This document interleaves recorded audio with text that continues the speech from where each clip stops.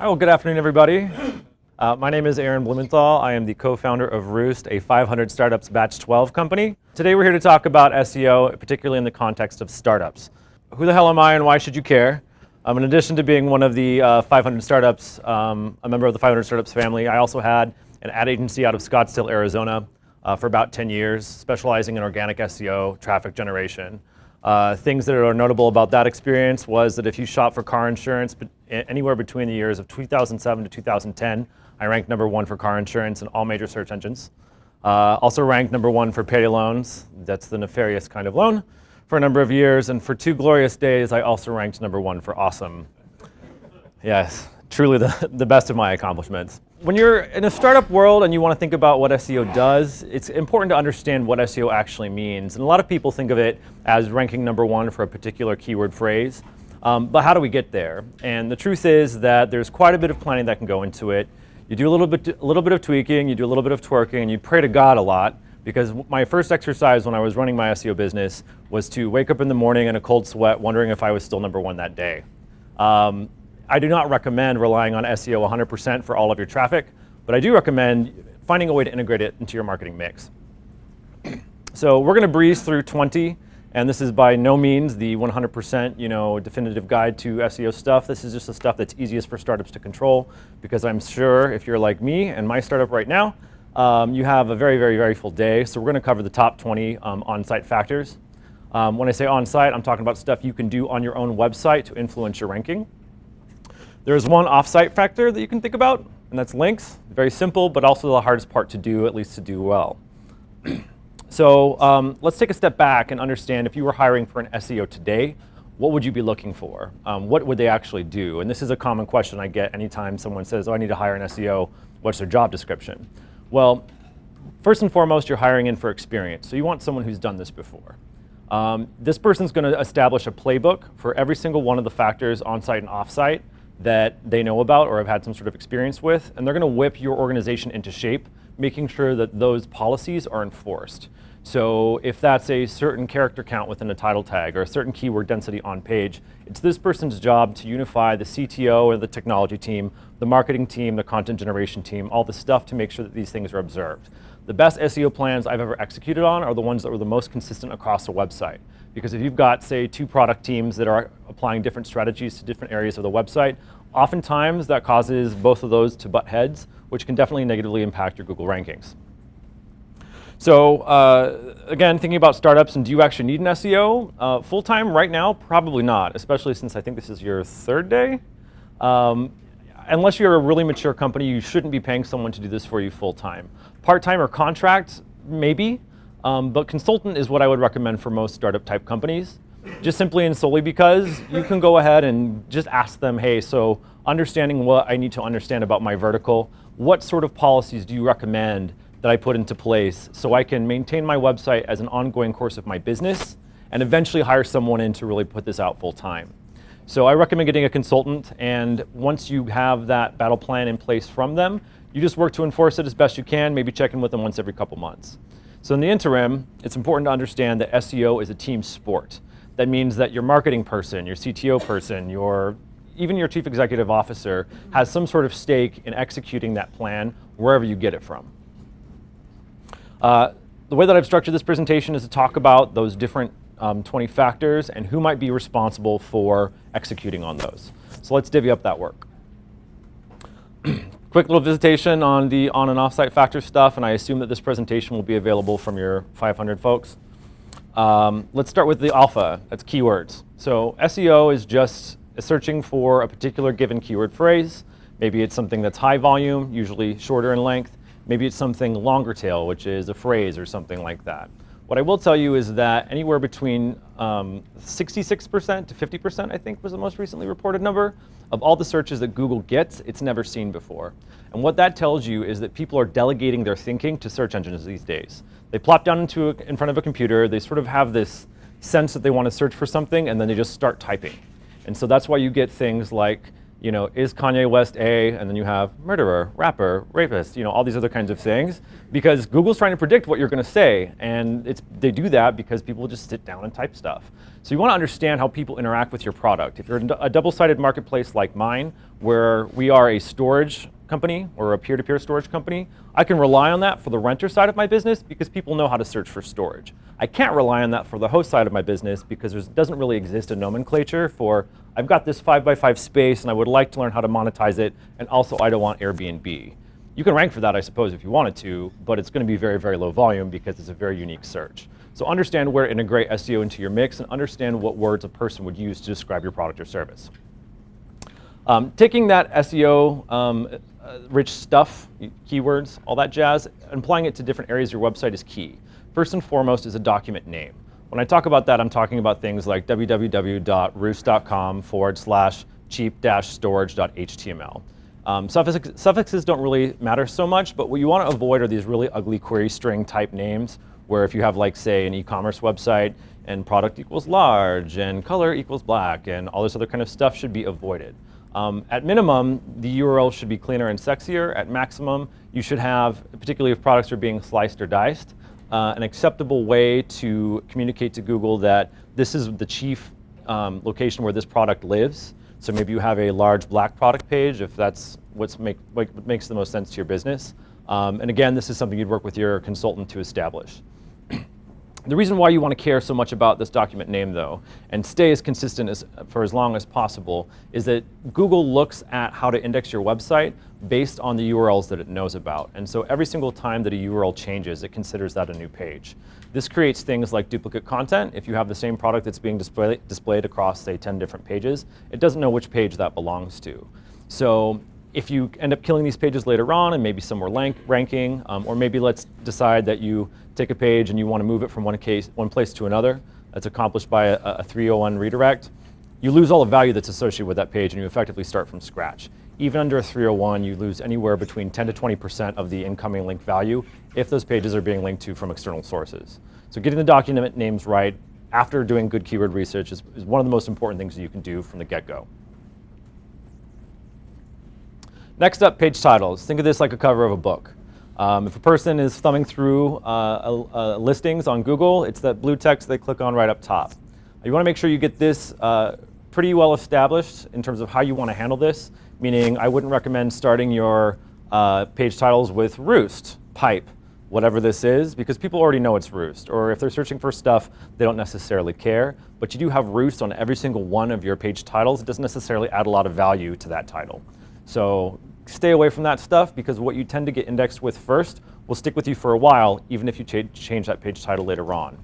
You want to take your most high volume keyword phrases and stick them in a page title as well. Same thing goes for document names. So going back to my car insurance experience, you better believe that we had the word car insurance both in the document name and also in the title. We didn't necessarily target medium tier or lower tier phrases like affordable car insurance because we can use other lesser important areas within a page's content to indicate that this is what that's about. So always keep your high value stuff in document names and also in titles. Meta description is also important. So thinking again back to your results page, if you have your blue anchor text right there that you would click on within Google, your description is what a person would see after that. So this is the best way that you can not only keyword stuff with maybe second tier keywords, it's a way for you to make your case relative to the 9 other options that a person has within the search result page to say this is the reason why you want to click on this. And what's interesting is that rankings, of course, matter. You know, the first ranking number 1 seems to get anywhere between 70 to 80% of all incoming search volume associated with that particular phrase. But people are getting more discerning about what they click on, particularly in areas where they suspect there might be a little bit of spam or somebody up to something. And the reason why that exists in terms of a user behavior is because of people like me. I made the beginning part of my career trying to game people into clicking on stuff. So for instance, I was never actually an end car insurance provider. I never underwrote a single policy, but I did own anywhere between 1 and 5 results on a first page result page, each of which was geared towards sending them someplace else, or at least capturing their information and selling it. It's a very common practice within the lead gen space. So what people ended up doing is they would go through and they would actually examine their options, wonder of wonders, and they picked the one that sounds the most legit. So using this area to really sell your service, getting it down to a very, very concise statement of what you offer in terms of value is a great way to use this space. After that, and this is where engineers start to hate me, is where we use H tags. How many people actually use H tags on their website right now? Okay, a quarter. How many of you are using them for structural elements? Like this is the About Us section on a page, and this is where we have our form box. How many don't know? Everybody else, great. Well, H tags are used to communicate to Google. This is what this page is about in order of relevance. So let's pretend we're building a page about candy. One H1 on a page, always, never use more than one. H1 is candy. Next, we would talk about different kinds of candy. Chocolate, peanut butter, gummy, my favorite. H2 is what you would use to communicate these different tiers. So all H2s have to do with candy, maybe with an H3 if we're talking about gummies, my favorite, we're talking about dinosaurs, we're talking about bears, we're talking about whales or sharks or something like that. Those would all be H3s nested underneath the H2. Now I know this sounds like nitpicky ticky-tacky shit, but when you're playing the long game of SEO, and again, links are the number one thing you need to be concerned about, but if you're running the same game as everybody else, these little tiny 1% marginal things really do add up if you execute on them correctly. And as best as I understand, H tags still matter in helping a person, or helping both a person and a search engine understand what a page is about, and keeping things in context, keeping things relevant. Next up, and certainly not the least important, is content. But from an SEO's perspective, content is often secondary. Why? Keywords matter because they describe how a person might be describing your product or service for search purposes. Content, of course, should be informative, it should be useful, it should be all that la-di-da-di-da stuff that an SEO doesn't necessarily care about. But an SEO gets involved in saying, okay, what is this page about? Let's make sure the H1 tags contain keywords that a person is likely to be searching for, because we use H tags to communicate that this is a page that should rank for that stuff. Content should also play by the same rules. So thinking about the car insurance business that I ran for a while, if we wanted to communicate a page as being about the price of car insurance, might that be cheap? Might that be affordable? Might that be inexpensive? All these different ways to describe the same thing. You'd want to figure out how to use your content to balance these keywords such that it's not just cheap in car insurance, cheap, money, cheap, and expensive. We've all read pages like that. They're all crazy and crap. We don't trust them. We don't do the things that people want you to do on those pages. But you have to use keywords still in order to balance, or to indicate to search engines what balance or proportion this particular page wants to rank for stuff. I'm seeing a lot of puzzled faces. We'll get to that in a minute. But just understand that when you're writing this content, you should be stuffing as many keywords in there as possible. But it really is an art to make sure that it doesn't feel or sound spammy, because that will turn off your customer. And even you can rank number one for everything, but if you can't convince people to actually commit to your product or service, then you got nothing. Information hierarchy, also equally important. Think of information hierarchy like H tags for your entire website. So if on one page this is H1, H2, H3, information hierarchy just simply cloisters topics that are of the same kind of thing together, and we use internal links to sort of play with these things. So if you've got storage, for instance, and you're talking cities or even neighborhoods within cities, we would use our information hierarchy from the index page down to California, down to San Francisco, down to maybe Haight-Ashbury or something like that. So think about how you want your content structured. Think about where you want to expose that content on your website. Most importantly, understand that links from your index page to anything within your website indicate that that thing is important. So putting links on an index page directly to the Haight-Ashbury neighborhood will help it rank faster, but it kind of breaks the rules of where you want that to be relative to other stuff. So you don't want your index page to be just a giant list of links. The information hierarchy is how you help to respect that. Understand how you want to present stuff that your website is about in steps and in order. We talked about this just a second ago. This is internal linking. When you think about internal linking, it's the easiest thing that you can control on your website. If you talk about, say like in the context of blogs, the same topic over and over and over and over again, each of those posts will compete with the main page, what's called evergreen content, for ranking on that, unless you pass value from the pages that are like blog pages that are sort of temporally based, you're just talking about this one thing today, over to your evergreen content. Evergreen content is content that's meant to rank, it's content that's meant to last. Things like blog posts are temporally based usually. You're talking about something that's maybe in the news. So you would use your blog posts, you'd use internal linking to link back to your main topic, and that's how you make sure that your rankings as they are currently presenting are defended, so you don't use your own content to compete with one another. URL structures are also important. So we talked a little bit about this with document name. You generally want to keep your website as flat as possible. And the reason for that is a lot of people make click decisions within a search engine result page based on what they can read. And if you have this ungodly and possibly long URL, it doesn't look good, and it will cause people to not click on it as much. On top of all that, the farther a document gets within a website, meaning the more directories there are, nested, you're sending to Google an indication that this file, which I keep in the back of the building inside a filing cabinet drawer in a crumpled up piece of paper underneath all of that stuff, that's what many directories shows. So all of your content should be important, all of your content should be relevant, and the way that you communicate that, or at least take a step back to make sure that Google understands that you think it is important, is keep your site's directory structure as flat as possible. Subdomains, another place where CTOs and I will often get into a big disagreement. Who remembers GeoCities? Wow, that's actually a high proportion. I'm 32, and people go like, GeoCities, is that like Twitter? GeoCities used to put everybody in a folder. So geocities.com/ablumi used to be my GeoCities account. Problem was you would get porn, pill, payday, other kinds of spammers who go on to GeoCities, create a folder, find a way to generate leads through that process. And search engines, as they became more and more popular past like the Alta Vista days, started to ban GeoCities because they had illegal activity going on. And they should do that. So the way that GeoCities got around that is it said, okay, instead of putting people into a folder, we're going to put people onto a subdomain. And so ablumi.geocities.com was different than payday.geocities.com, and they treat them differently like that. Think of subdomains as having an infinite number of other domains associated with your root. If you have blog.whatever-your-domain-is.com, and your blog just becomes wildly popular, it doesn't necessarily help your root. So I recommend for any place that you might have a need for a subdomain, see if you can't make a good business case internally to make that a part of your proper domain, your www.whatever.com. Now there are exceptions to this. I've seen some very creative things done within the geographic sector, particularly as it relates to travel websites where you don't necessarily want all that stuff off of the root. So this is if you have a lot of content, or in particular a lot of geo-specific content, I recommend that you see an SEO about this. It's 2015, for fuck's sake. Please make your sites mobile friendly. We get, I think, 95% of our volume from mobile websites, and it's just amazing to me that people are still having a debate on how responsive should it be.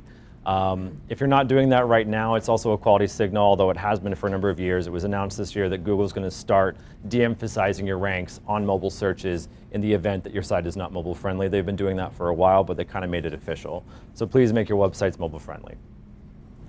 While you're doing that, also be sensitive to page load speed. This can piss off people who are maybe like on 3G connections. They've got like the Nokia 1. And it also is a ranking factor too. Think of it like this. Google makes its business by delivering search results that when clicked, answer a question or provide an experience that is commensurate with whatever search that they performed. Part of this is making sure the website fucking loads. You'd be surprised how many people have all of these tracking scripts, full story, crazy A, all that, and get their load time up to 5 seconds. These people tend to have a hard time holding on to rankings, and this is the reason why. A little bit more esoteric stuff, probably a little bit past where you guys are. You probably have your own website. Things to consider also if you're gonna maybe rebrand. Domain age absolutely matters. Roost is a great example of this. We snuck Roost out from a company that got bought out from a company named Vertical Response. And Roost used to be something to do with marketing real estate. And that really worked out to our advantage because it had, I think, 12 years of history to do with real estate themed stuff. Roost is now a storage company. I can rank #1 for anything literally overnight. I've tried it, it's amazing. But it's because we acquired a domain name that had a good history, a history that's related to the product that we're selling right now. And we really paid a lot of money for it, but in the long run, after we expand nationwide, it's gonna pay off. Also be aware of the IP or server history that you have associated with where your website lives. Reason being, if you get into to a bad neighborhood, something that the C block, someone on there is doing something they're not supposed to do, usually to do with spam of the email variety, Google will ban that. and they'll take down all of neighbors with it because it's kind of this rule that you are who you hang out with. IPs are usually assigned on the server level, so if you're using GoDaddy shared hosting, God help you, that somebody doesn't actually come and do something super nefarious, because your website rankings could suffer from that, even though you didn't do anything wrong.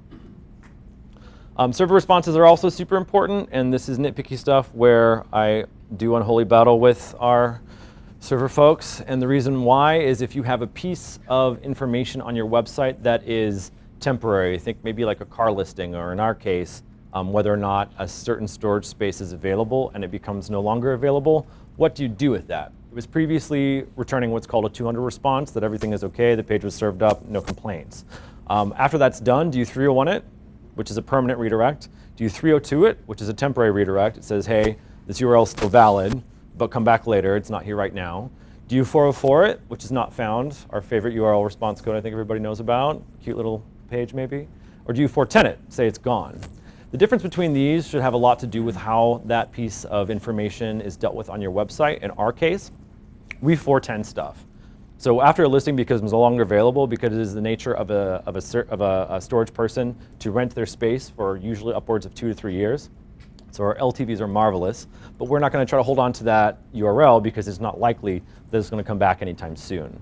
So a 410 is different than a 404 in that 404s are very common. It could happen for any number of reasons. Google remembers 404s, and it will remember all the 404s on your website for a length of time. So if that ranking should belong someplace else, a 404 is like, oh God, I'm not wearing anything, please just come back later, and they'll remember that. A 410 says this piece of content is missing, and it's missing on purpose. Go find it someplace else. And so Google will not remember that, and if you have a site with millions of pages, let's say, you want to make sure that you tell them what to remember or what not to remember, because they're expending resource to crawl your website. So returning the right server response codes is a way to say, okay, this is the stuff you need to know about, this is the stuff you can forget about. Robots.txt, I see a lot of people rely on this for what should or should not be discoverable. I've run, and every year I do on January 1st, a bet with a friend of mine where we try to prove whether or not robots is actually obeyed. It is not. I won the bet this year. What robots.txt does for a lot of lesser search engines is it says, okay, this directory, this is where we keep everyone's social security number, don't crawl that please. Google sometimes uses that as a way to discover content that maybe it couldn't find through links on your website. So it starts by hitting your index page, it spiders all those links, it goes into other places. But Google's job is to organize the world's information. It's stated in their mission statement. So they're going to use any tool at their disposal, including a very common file like robots.txt, to discover where content is. Maybe even if it's not meant to be indexed, they'll go there and say, oh, what's this? Social security numbers, you say. So I've seen a lot of stuff of mine get indexed because I specifically said disallow. There are ways to hide that, and we'll talk about that in a minute, but don't rely on robots.txt to obfuscate any content that maybe you don't want discovered. It's also a great way if you're doing competitor research to go to their domain name, go to the robots.txt file and see what maybe they're hiding from other people. I've gone and found a lot of information about competitors that I probably shouldn't know just because a webmaster decided to disallow a directory, which to me says, why welcome, come on in. That was a laugh line. Boy, tough crowd. All right, so meta robots tag. This is the easiest way to disallow content in terms of getting Google off of your back. Let's pretend you've got a page that's ranking for something and you can't get that rank to go away. Let's pretend you've got a page that you don't want to rank at all because it's got some sensitive information on it. The way that I get rid of that stuff is what's called a meta robots tag. I put it on a page, I say meta robots, no index, no follow, and this is the important one, no archive. This says forget about it. Don't even put this particular page into your index. Don't follow any of the links on this page, but most importantly, do not store a copy. Do not store a copy is key because that's the basis on which Google comes and returns search results. So telling it to do that on robots, you're welcome to do that. I don't think it works. Meta robots tag is how I remove content from Google's index or keep it from being discovered. You can put this on other pages as well that you do want to be discovered, but by default, Google recognizes every page as robots index, robots follow, robots archive. Oh God, it's almost over. Sitemaps. So this is a way for you to say, okay, here's the 10 billion pieces of content I have on my website. I'm going to put that into an XML file. I'm going to throw that into Google Webmaster Tools. Please, Google, go and find all these pages and rank them, make me #1 for everything, and I'll make millions. Do not rely on sitemaps to expose content or to make it easier for Google to discover. The best way to make sure that you're ranking for anything is to make sure that you have the proper information hierarchy and that links exist to every piece of content on your website. Every time you publish something, you should be thinking to yourself, where should this content be found? Where should it be linked to?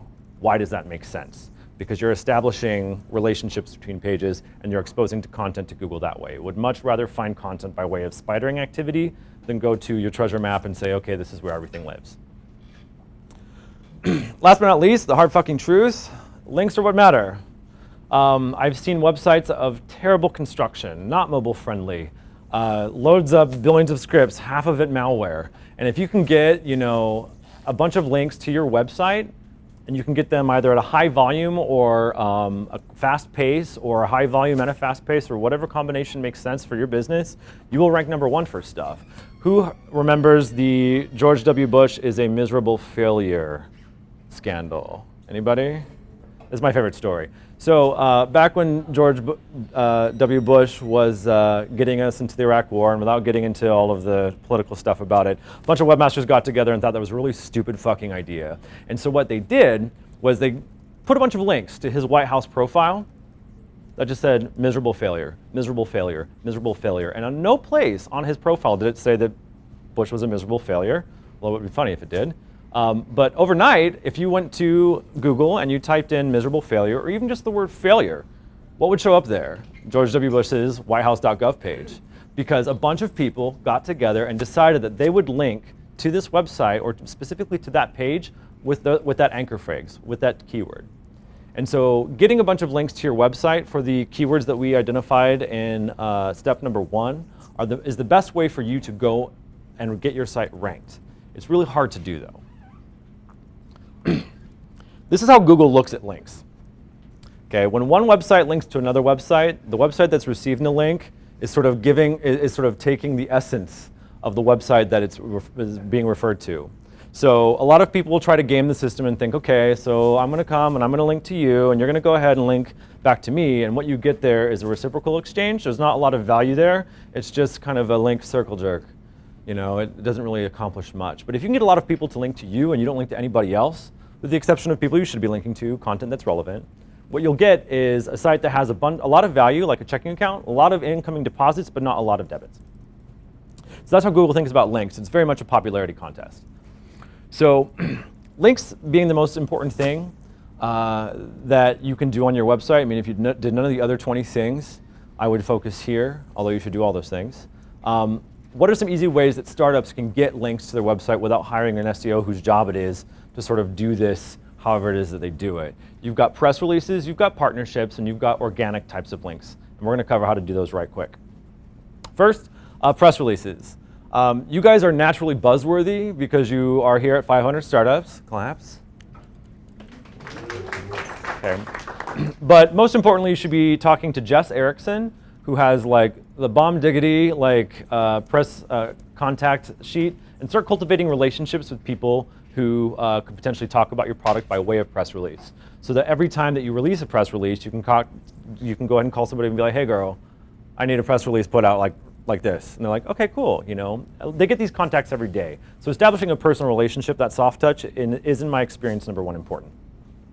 You should also be putting together press releases and sending them out. And I know that after you're done balancing your books and building ad campaigns and firing somebody, it's the last thing on your mind. But putting a press release out there, even if it isn't caught by TechCrunch, still has value, because if you go to something like a PR Web, who knows? Don't pay a lot of money for it all the time, but someone might pick that up someplace, and each time that they do, you're getting links back to your website. And it's just a long game. You've got to keep that going, and you have to keep it going at a regular clip. Next, when you do put out those press releases, make sure that you sneak in high-value keyword phrases or anchor text associated with the keywords that you value. So if, for instance, I wanted to rank for storage space, as I often do with Roost, I will go through and make sure that the word storage space is used. Not only will I use the keyword phrase storage space, I will also use the keyword phrase self-storage space, because that's how most consumers shop for storage space. They use the phrase self-storage space. And even though technically our service doesn't offer self-storage space as people will think of it, I still make sure that I include that anchor phrase on my press release, because that's the kind of way that stuff gets discovered, searched, and most importantly, if they link back to me, it passes that value, a la John McCain, back to my website, that this is a self-storage space type of website. Yes, oh God, this is super important. When you're doing press releases, make sure you do it in 3 formats.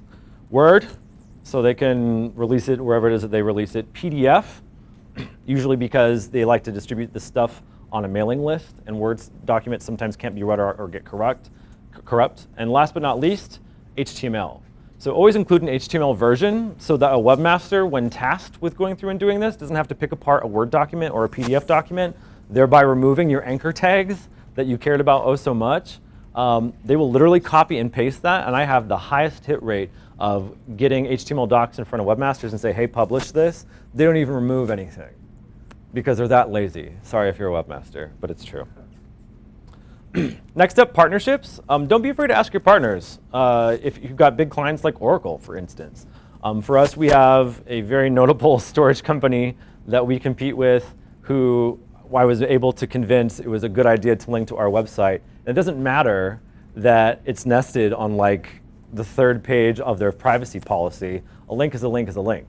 Okay? And while it is most important to try to get links as close to the index as possible, because closer to the index means higher value, getting a link from a competitor, getting a link from a partner, particularly if that partner has a lot of credibility within the space or is a news agency, is so important because you are leveraging that partnership in a way that is communicating value back to you by way of ranking.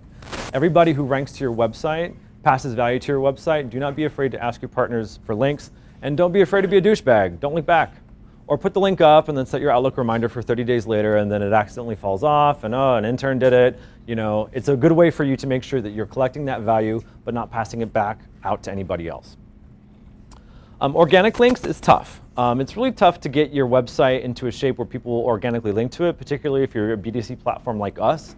A lot of people aren't going onto their FaceSpace or GeoCities or whatever the kids are doing these days and linking to Roost storage listing. So I have a really hard task in front of me, but we're going to figure that out. If you have, like, I think over in B14, there was somebody who was doing like the preeminent modeling page where you can come in, you do a headshot, that's where you put your resume. That's a naturally linky type of thing. So if you make it very easy for your people to link to something, either by including quick and easy buttons for them to do that, or by making that page so fucking sick that they have to, they want to make that their default place to talk about themselves, do that. Put in the design effort, put in the code effort, do whatever it takes to make it easy for people to link to your website. Natural follow-up question is, how does this relate to social media? Social media is kind of how consumers link to things these days because not everyone has their own website, like a dork like me, which is down right now, so don't look at it. But giving people an easy way to constantly refer to your website, even by way of social media, absolutely matters. White hat versus black hat. Everything that I've just described is mostly white hat. I mean, Google doesn't like it when you take action which is specifically designed to manipulate search results. Pretty much anything you do is specifically designed to manipulate search results, even keyword research, if you think about it. So being smart about this is not a crime. Paying other people to do this is typically where they draw the line. And unless they're looking at your bank accounts, they can't ever definitively know. But if I'm a webmaster whose job it is to sell you links, probably I'm doing that for a lot of people. And once I'm outed as having done that, everyone that I'm having a relationship to, in other words, whoever you hang out with, is absolutely going to apply to you. My #1 car insurance website, which I was making like $60,000 a month on that stuff, was blacklisted, impermanent, forever because of my paid linking relationships. Don't ever let an SEO buy paid links on your behalf. Don't ever, ever, ever do it yourself. And most of all, if you do decide to go that pathway, always be prepared to be caught. All right, quick intermission. That's the gist of all that stuff. I know I blew through that really quickly. But are there any immediate questions, not necessarily super tactical or complex? Anything that I might have missed? There will be questions at the end. Yeah? Images, like how do we optimize any specific images on the site for SEO? Sure, so the question is image optimization. Are you referring to format or maybe alt tags? Format, like whatever. Yeah. Okay. Images also impact download speed, so it's important to make sure that they're not like 2.5 gigs, which I've seen before, even on my own website. Alt tags are a good way for you to indicate what this image is about. It was originally designed for people who had super slow connection and disabled images from being downloaded, or for people who are differently abled. They're also a good way if you have a particularly unique search term and your website is somewhat popular. I really shouldn't say this on like 8 channels, but I'm going to anyway. I used to rank #1 for payday loan slut, because when you're building a bunch of like websites about different sorts of stuff, you get really bored and you start naming your images like weird things. It was late and I had probably been drinking, but we got a lot of hits on the images search, apparently because that's a term, and that's because I put that inside of the alt tag. I don't know that the person was a slut, but I mean, think about what you want to do and make any keywords that you're putting inside of that alt tag relevant to that image. And it is possible that a person, like I do a lot of GIF searches when I'm replying to friends. So I'll go through and type in that kind of stuff. And a lot of people have actually specifically created GIFs that are geared toward keywords that I might be searching for. So it's a very innovative way to use that. And then do we need to put the name of the company also with the description of the images? That's on you. No, because you're going to put on, think about how many images get served on a particular page. You know, if a person comes to download an image through an image search, or they're interacting with the website, and for whatever reason the image doesn't render, they typically know where they are in the latter case, or in the former case, they don't actually care. They're just there for the image. So you hope that a person, I mean, you can do crazy things like when someone sees a Google, does a Google image search and sees your image, and you click on view image, it redirects you to the website instead. So there are some scripts you can use to sort of force them to look at your content. But remember the intention or the mindset of the person who's doing the actual image search. They don't necessarily want that, and there's a very low chance of them performing whatever activity you want them to do on that page by forcing them to look at it as opposed to just showing the image. One more question, videos. So I see a lot of websites using videos. So does it have a positive impact on SEO, or is it more for just engagement, like customer engagement? Well, engagement and SEO go hand in hand. It's very easy to see websites that get backclicked a lot. So I do a search, I click on something, I look at this, I say, oh, nope, never mind, and go down the list. So that is a ranking factor. Videos keep people on the site longer, which helps to negate any kind of backclicking. I usually like to do transcripts of what the video says. It's a pain in the ass, but it's a good way to get content that's being discussed by people who are in the know or whatever else onto your website, a good way to generate that content. On top of all that, if you tag your video appropriately and you rank well for something, saying, you know, listing or result 1, result 2, result 3 might include a video, or even using YouTube's domain to try to get that particular page ranked for a particular thing is a good way to do that. And it also looks differently relative to plain content pages. It tends to stick out more and people tend to click on it more. Great, so we're gonna keep moving. So those are all the tools, those are all the questions. What the hell is a win? And a lot of people will say sales. Money, of course. But SEO is a very long and drawn out process, at least it is from my perspective. So when you think about wins, think about the order in which these things happen. So you generate money, where does money come from? Money comes from traffic. You generate traffic, where does traffic come from? Traffic comes from rankings. You generate rankings, where does ranking come from? Ranking comes from links. What do people link to? People link to content. Content comes from where? It comes from keyword research. And before that, you've got all this other sort of page and server behavior that's going on in the background. So this is a very long funnel, but you have tools that you can use to measure all this stuff. So for instance, traffic, you have Google Analytics. So just because you don't see a #1 ranking doesn't mean you're not doing everything right. Rankings take a while to manifest, and particularly competitive spaces, it can be upwards of 6 months. So keep an eye, don't get frustrated, be aware that it's a long game, and keep an eye on all the various metrics that you would use to try to identify when there's an upward curve. Just to emphasize, just because you don't see fucking sales from SEO doesn't mean that you're not doing it right. And there are a lot of people who will come in and say, okay, I tried it this way today, all right, I'm gonna go ahead and change all this other stuff, and oh, I didn't really feel good about this, so I'm gonna get rid of that and put this in its place. Google likes consistency. Think of it like this. If you change the title of a book without changing the content, why the hell did you do that? The content's the same, don't change the title. Don't put a different keyword in a description or in a document name or in a title just because you want to rank for that one now. You know, it measures everything that you do. It literally is Big Brother. I mean, it can predict what you're looking for when you're looking for it. So don't try to outsmart these things. That's why it's good to have a strategy ahead of time so you can stick to it and be patient. You know, monitor all the things that you would need to know that someday you would get a #1 ranking. It comes from a multitude of things. So, I mean, you're all entrepreneurs. Find the bottleneck, break the bottleneck, and repeat. So if it looks like you've got a lot of, you know, links coming in, but your rankings aren't changing, examine the quality of the links. If it looks like you've got a lot of traffic, but it's not resulting in a lot of sales, examine the conversion optimization on that particular page. So try to think critically about that stuff with respect to each step within that process, and baby, you'll go far. How do you use, or what tools do you use to do this?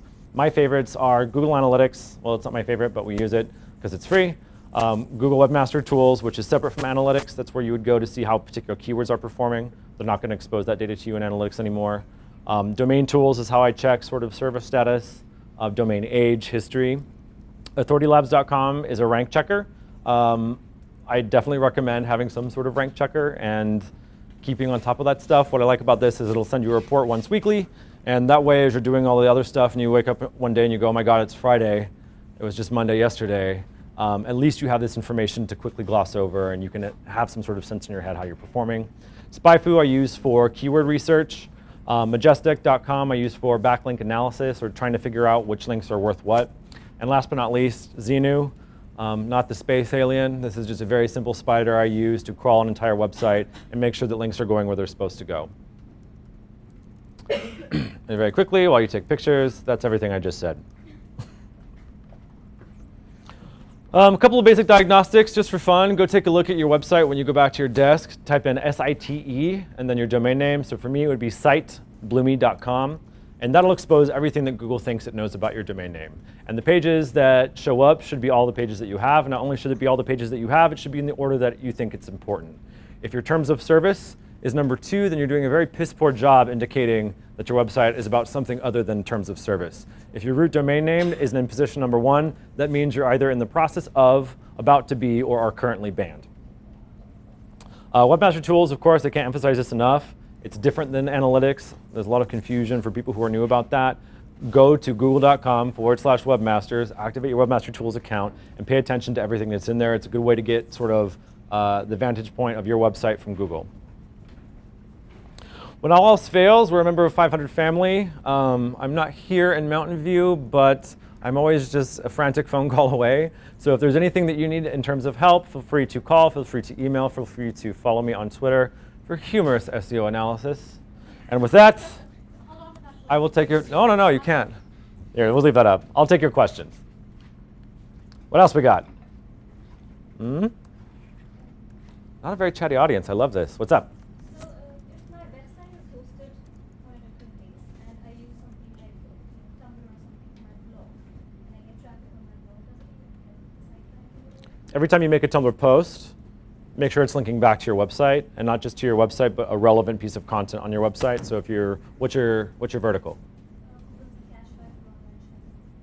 Cashback for all? Oh, coupons? Good luck, lady. That's tough. It's really tough. But for coupons and stuff, you know, category pages are usually the right way to go as opposed to specific coupons because coupons expire. What are you putting on Tumblr? Pictures of the coupon or? Just content about, different sales going on, doing product searches, what sales. Interesting.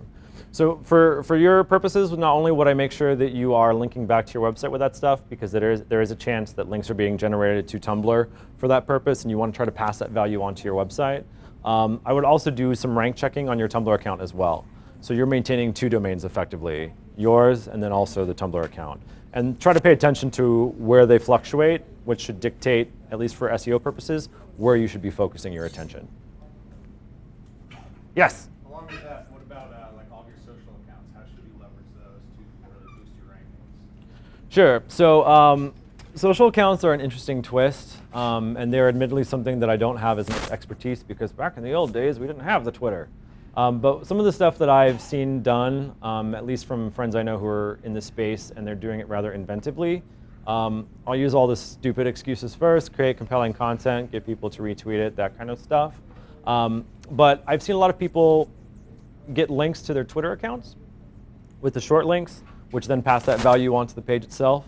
So think of it like you might the Tumblr example. If you've got a particular piece of content, that you want to rank well on your actual domain name, or maybe you just want the tweet itself to rank because it's short, it's simple, it's to the point. If you've done a good job writing a call to action there, it might actually be more informative than the content itself. You can get people to link to, or certainly, of course, get people to favorite or to tweet that kind of stuff. And that is something that search engines will take account of: how many retweets you got, how many favorites you got, that sort of thing. Do you have a particular example? Maybe I could give more. Well, another question I have is kind of a follow-up on that is if people are linking to your site through their social channels, so like we have affiliates on Instagram, they put like our domain in their profile,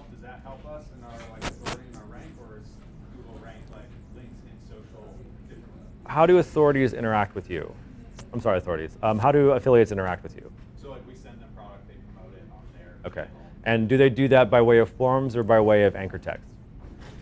Just like within their Instagram profile, say. Or Sure. So, I mean, picture, like, do they have like a cart and they're selling that stuff on your behalf, or are they sending them to your website? And no, they're sending the traffic to our website, and then they pick up an affiliate commission. okay, so you probably have some sort of query string appended which identifies the affiliate and their ID, so you can. Just do it all by coupon code right now, but we should do that. Okay, good. Affiliate ways are one of the cheapest ways to get links really quickly. So making sure that they actually have an A tag that connects their site to your site, it accomplishes the sales component. It's good that you're using coupon codes actually, because if you're using query strings, you kind of get into that ugly URL structure thing that I was talking about earlier, and Google doesn't necessarily always do the best job saying, you know, in my case, roost.com/listings is different than roost.com/listings, and affiliate ID equals 5. You know, so it'll treat those as two different pages and kind of look at that maybe potentially as duplicate content. What you'd want to do is you'd want to use the rel canonical tag to say every instance of this page, every instance of this page should be, every time you see it, the main page that it refers to is this. So if you were to move away from a coupon system and into an affiliate ID system, any page that you send them to should have that on it, just to make sure that Google doesn't cache duplicate copies. But long story short, anybody who's looking to build links really quickly, I recommend you do some sort of crazy affiliate program with like a $100 CPA offer, which most people would jump at. They go and they push a bunch of links to the website. You go, oh, I only had 3. And then you take down the offer. A lot of times they don't even care, and they leave the links up. It's a quick way to get you're not paying for it technically, sorry Google. You're not paying for it technically, but it is a quick way to generate that traffic. Anybody else? Yes.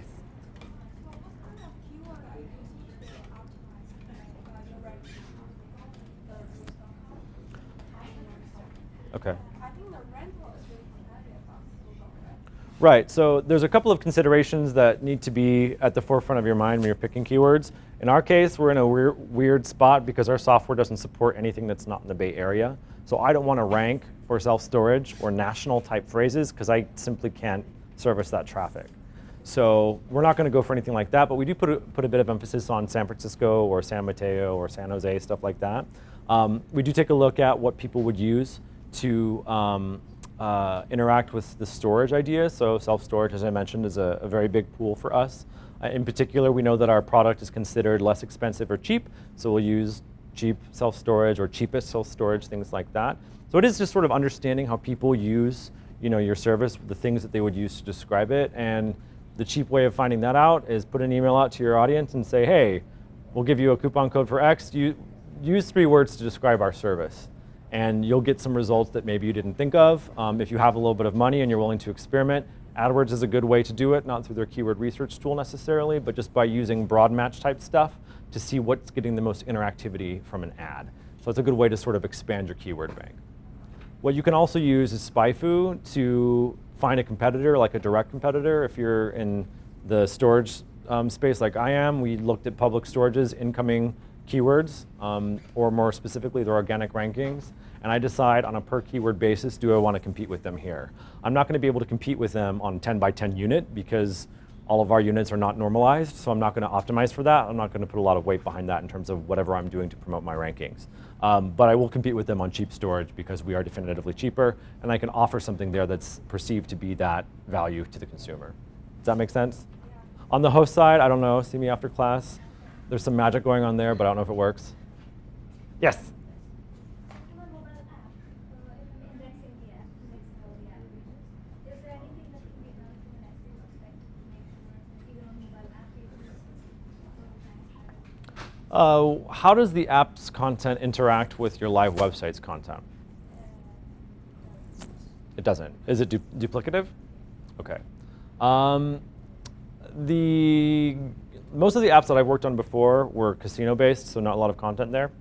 I can't speak to that directly, but my gut feeling is that you're going to want to pick one source of this content lest it become duplicative. I would love to believe that Google understands they're two different things, but it may not. So do you know, are you getting traffic from this currently? I haven't indexed yet, so Okay. All right, I would find somebody who's done that before and have a conversation. And if not, I've got one name I could give you that could probably, perfect. Anything else? Yes? So what do you do if you're in a space where the keyword pricing is kind of out of control, anywhere from $12 to $25? Oh, you mean storage? That's what. Yes. Yeah, that's what our cost per click is. Do you try to do something with long tail keywords and get some of those drop-off words, or how do you optimize around that? All right, so you're speaking about two things. First of all, paid search, and then organic search, and sort of reconciling the difference. So we can't afford to compete on 15 to 20 bucks just to show up. And we have a service that's very non-normalized, so we have a tremendous drop-off rate. Do we rely on organic SEO to fill in that gap? Yes. So what we do is we make sure that we're following all of the rules that I've established for our company to make sure that we're exposing and really putting emphasis on San Francisco storage. We have a San Francisco page that's geared toward that. We feature our top listings that's geared toward that. And we put quite a bit of promotional weight by way of partnerships and news media onto the San Francisco page. And so what we've done there is we've taken something very simple, self-storage, and we've given it a bit of long tailiness, San Francisco self-storage, and we've found a way to promote that by going to San Francisco newspapers, which passes San Francisco value, and tricking some other storage companies, which gives it storage value, which then inflates the ranking as well. So you can find ways to describe the content that's very unique, but in terms of figuring out what that traffic might be ahead of time, you definitely, before you go through all that trouble, want to understand whether or not that's a high volume search term, and SpyFu would be the place to go for that. Or SEMrush if you're on that camp, but I think it's basic. Anybody else? Well, great. You know how to get a hold of me. Thank you for your time.